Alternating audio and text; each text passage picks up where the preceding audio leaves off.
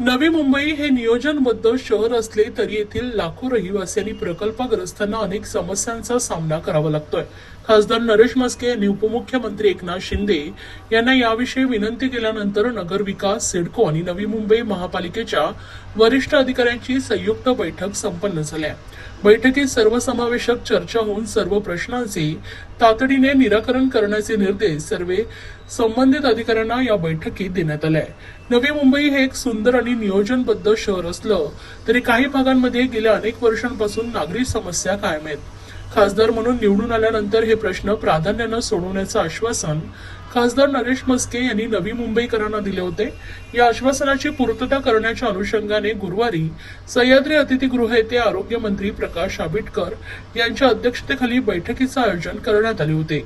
या बैठकीला नगरविकास खात्याचे मुख्य सचिव असीम गुप्ता, नवी मुंबई महापालिकेचे आयुक्त कैलास शिंदे, सिडकोचे संचालक गणेश देशमुख, संचालक दयानिधी राजा तसेच तीनही खात्याचे वरिष्ठ अधिकारी उपस्थित होते।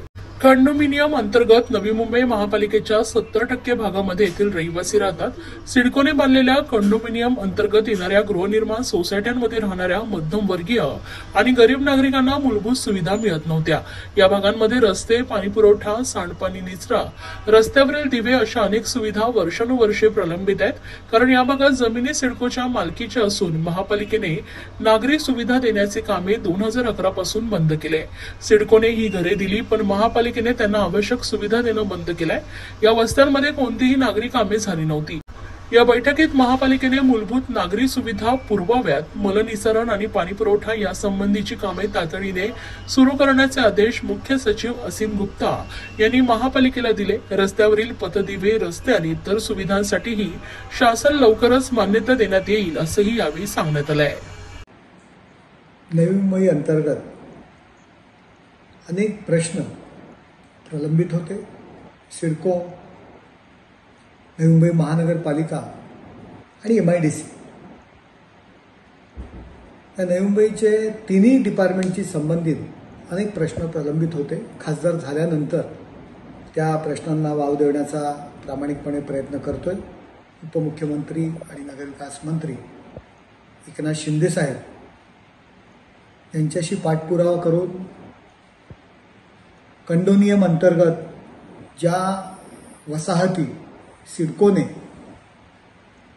विकसित केलेल्या आहेत त्या सोसायटींमध्ये अगदी मलनिस्सारण असू द्या, पाणी पुरवठा असू द्या, महानगरपालिका कुठल्याही स्वरूपात जवळजवळ 10 ते 15 वर्ष झाली काम करत नाही।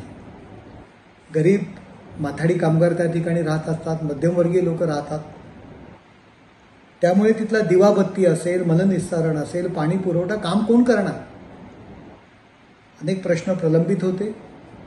काल एकनाथ शिंदे साहेब यांच्या मार्गदर्शनाखाली, यांच्या निर्देशानुसार नगरविकास खात्याचे सचिव असीम गुप्ता, नवी मुंबई महानगरपालिकेचे कैलास शिंदे, सिडकोचे गणेश देशमुख असतील आणि आमचे सर्व शिवसेना पदाधिकारी यांची एकत्र बैठक आम्ही लावली आणि त्यामध्ये तो विषय आम्ही मार्गी लावला।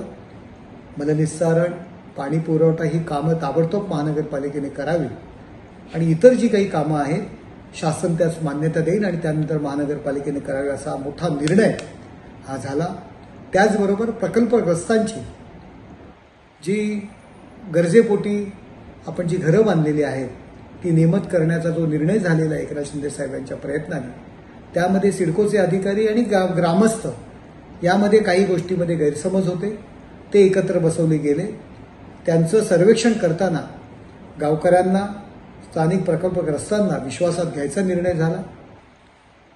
त्याचबरोबर जी LIGची घरं आहेत ज्याला कोर्टाने ताबडतोब त्यांच्यावरती अनधिकृत म्हणून त्यांच्यावर शिक्का मारून कारवाई करायला सांगितलेली आहे, जे त्यांना ठराविक जागा दिली होती, CC त्यांना मिळत नव्हती, त्यामुळे गरजेपोटी कुटुंब वाढल्यामुळे त्यांनी जे बांधकाम वाढवलेलं आहे अनधिकृत म्हणून त्याच्यावर कारवाई करा हायकोर्टाने निर्णय घेतला।